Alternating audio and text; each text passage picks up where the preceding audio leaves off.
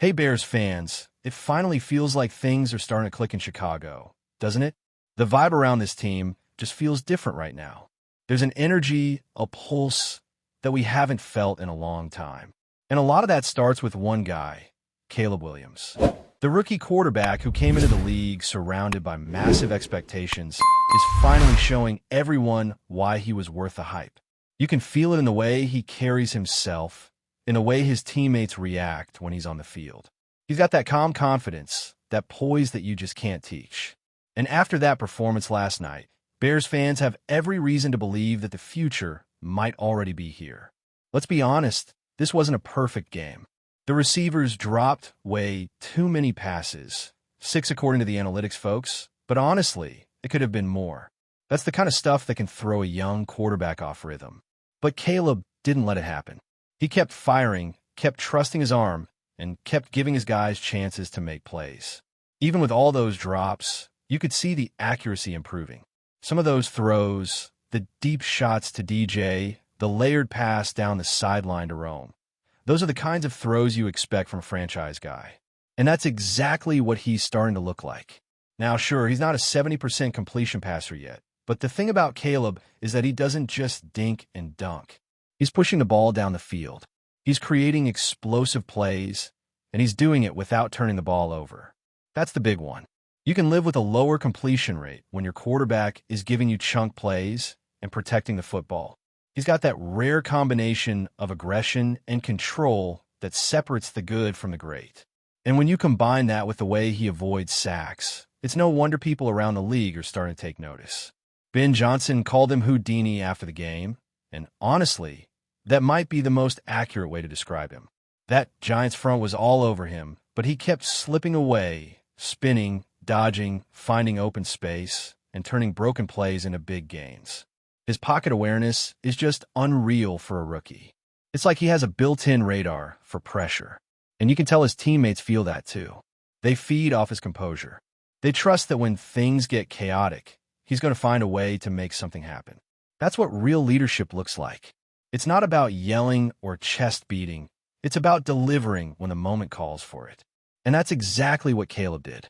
2 straight drives late in the game, both ending in touchdowns. One through the air to Rome, and another on the ground with that slick naked boot to the left. That's the stuff you dream about if you're a Bears fan. Those are the drives that define a season, that tell you a team has finally found its guy. And now, with 4 game-winning drives already this year, Caleb's name is being etched right next to some of the best performances we've seen from a Chicago quarterback in decades. The best part is, it doesn't feel like a fluke. It feels sustainable. You watch the way Ben Johnson and Caleb Williams are growing together, and you see a real partnership forming. Johnson is designing plays that fit Caleb's strengths, letting him use his mobility, his vision, and that absolute cannon of an arm. And let's talk about that arm for a second. The velocity this kid generates is ridiculous. There's an argument to be made that, right now, his arm strength might be top 3 in the league. It's like the ball just explodes out of his hand. You see flashes of Mahomes and Allen in there. But what makes Caleb different is the touch he's starting to develop. Those soft, layered throws down the sideline or the perfectly placed fade in the corner of the end zone. That's not just raw talent, that's refinement. That's growth. And it's happening fast. Now, no one's saying he's perfect. There's still those stretches, especially in the second quarter, where the offense just seems to stall. It's like they lose rhythm for a bit. Maybe overthink things, maybe press too much. But even then, you can see Caleb staying calm. He doesn't panic. He doesn't start forcing things. That's what separates him from a lot of young quarterbacks who crumble when things don't go their way. Instead, he resets, takes what's there, and when it's time to strike, he strikes hard. You can see the entire team starting to trust that process. Guys like Kevin Byard have been raving about him, not just his talent, but his presence. And when a veteran like that, someone who's seen it all, talks about you like that, it means something. It means the locker room believes. And that belief is everything. You can see it on the sidelines. You can feel it in the celebrations. This team finally has a pulse. Ben Johnson's been preaching confidence and accountability since the offseason, and it's showing. The offense looks more connected. The play calling is bolder. and the players are buying in. Even when things get rough, there's this sense that they can figure it out because they've got number 18 leading the way. 4 game-winning drives in one season, and there are still 8 games to go. That's not luck. That's clutch DNA. And when your offensive coordinator is hyping you up in the locker room saying, "This guy's got ice in his veins," you know the team is rallying behind its quarterback. Now, while Caleb's rise is the headline, there's another story brewing that's worth talking about: the wide receiver situation. Because let's face it, the drops have been a real issue. Zaccheaus, who's usually been a reliable safety valve, just hasn't been consistent lately. 4 drops already this season, and a couple of those could have been huge plays. Meanwhile, Luther Burden, on limited snaps, is quietly making the most of every opportunity. 16 catches on 18 targets, over 200 yards, and not a single drop. That's the kind of efficiency that earns you more playing time. You can just feel like it's time to unleash the kid. He's got that spark, strong hands, quick burst after the catch, and that fearless attitude you want in a playmaker.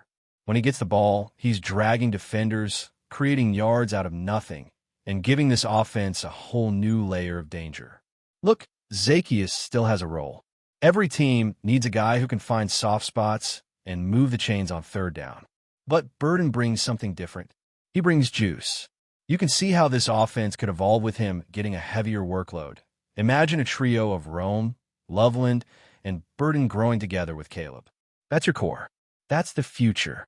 And even with DJ Moore battling through injuries right now, it's clear the Bears are building something exciting. Moore's toughness is unreal. He's been banged up with shoulder, hip, and groin issues, but still grinding through.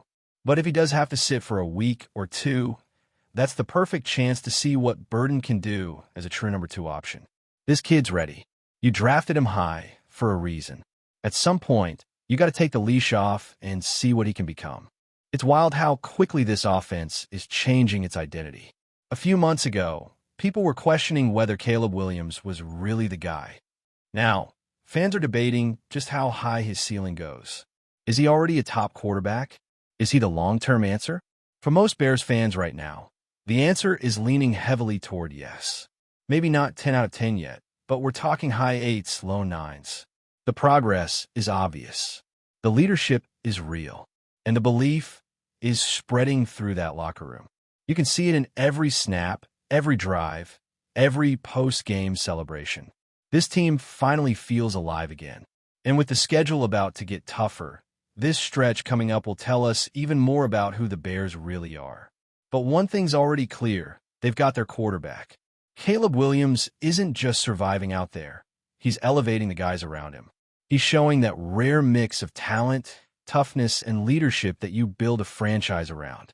And if this version of Caleb keeps growing, keeps trusting the system, keeps bringing that same energy in crunch time, then for the first time in a long time, the Chicago Bears might actually be building something special. All right, let's dive deeper, because the story of these Bears doesn't stop with Caleb Williams. The quarterback is obviously the headline, but the supporting cast around him is starting to come into focus. And that's where things get really exciting. Take the wide receivers, for example. You've got Zaccheaus, who's had his moments and is still a reliable target in certain situations, but his inconsistency has been glaring, especially with those drops in key moments. That's where someone like Luther Burden comes in and completely changes the conversation. On limited snaps, he's been incredibly efficient. 16 receptions on 18 targets, over 200 yards, no drops. That kind of production isn't something you can ignore. It's screaming for a bigger role, and at some point, the coaching staff has to listen. Burden brings that spark, that explosive playmaking ability that turns routine gains into momentum-shifting plays. He's strong, elusive, and fearless with the ball in his hands, which is exactly the kind of player you want on the field when your quarterback is looking to push the tempo and attack vertically. What's fascinating is how this shapes the Bears' offensive identity going forward. You already have Rome and Loveland as the clear stars of the receiving core, but with Burden stepping up, you start to see a core trio forming that could carry this team for years. Imagine an offense where you have Caleb Williams spreading the field, throwing deep with precision, knowing that Rome, Loveland, and Burden are all legitimate threats. That opens up so many possibilities in play calling, in creating mismatches against defenses, and in keeping opponents on their heels. And then you layer in the contributions from DJ Moore when he's healthy, and suddenly you're looking at an offense with serious depth, versatility, and upside. It's exactly the kind of foundation you want when you're trying to build a contender. The receiver situation also highlights something else about this team: the balance between youth and experience. Some of the veteran options are still there, still contributing in certain roles, but it's clear that the coaching staff is focused on maximizing the talent of these young, dynamic players. And that's a delicate balance to strike. You want to give your rookies and sophomores the freedom to shine, but you also need to maintain structure and ensure the team is cohesive. From what we've seen so far, the Bears are managing it remarkably well. Caleb Williams isn't just making plays for himself. He's making the offense better, elevating everyone around him, and that includes the younger receivers who are learning from his composure and decision-making in high-pressure situations. And let's not forget about the running game, which has started to complement Caleb's style perfectly. The combination of designed runs, quarterback boots, and the ability to read defenses on the fly makes the Bears' attack much more unpredictable.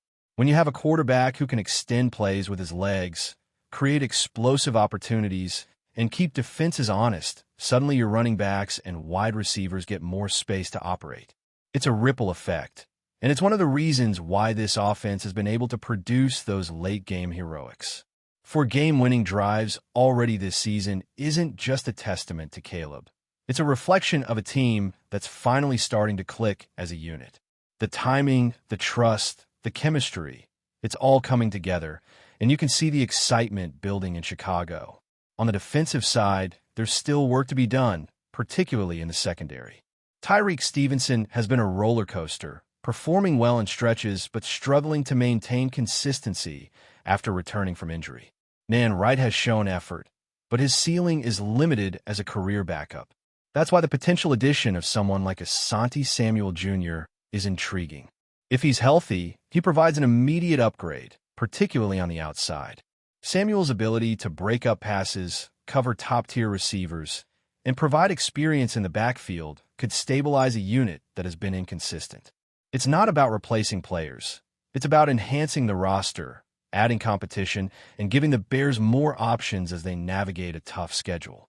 If Samuel can come in, stay healthy, and compete for a role, he adds depth and elevates the entire secondary, which is crucial for a team looking to contend in a division that's becoming increasingly competitive.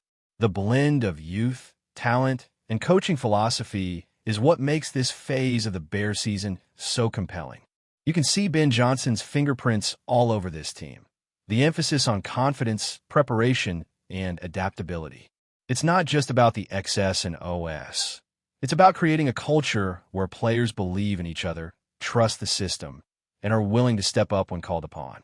That's why you see a rookie quarterback thriving, a young receiver demanding more snaps, and veterans like DJ Moore pushing through injuries to contribute. Everyone feels part of something bigger, and that cohesion is starting to translate into results on the field. Before we continue, don't forget to subscribe to our channel and give this video a like.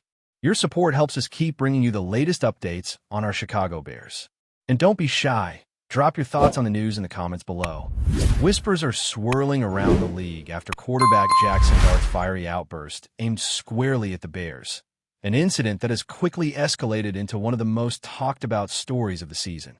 What began as a few sharp words during a tense post-game exchange has snowballed into a full-blown controversy, igniting debates across locker rooms, talk shows, and social media feeds. According to multiple witnesses close to the situation, Dart didn't hold back when addressing what he viewed as disrespect from several Bears defenders during the game. One source claimed the young quarterback was seeing red as he stormed off the field, shouting remarks that were picked up by cameras but muted on broadcast audio. It didn't take long for lip-reading fans to piece together enough to light up the internet. By the time the night was over, clips of Dart's heated confrontation had gone viral, sparking a frenzy of speculation about what truly triggered the quarterback's reaction. Some insiders believe it stemmed from a hard late hit, while others point to weeks of simmering tension between the two teams, a rivalry that's been building quietly but intensely. Team officials have declined to comment publicly, though several teammates were quick to defend their quarterback, insisting that his passion comes from a place of heart and competitiveness. Still, league analysts have warned that Dart's words could carry repercussions, both in the locker room and beyond.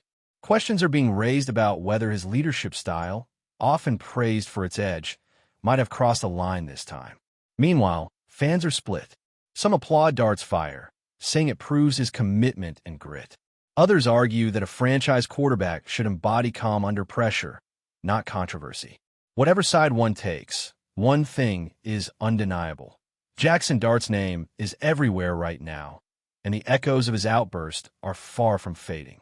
The league loves drama, and Dart has delivered it in full.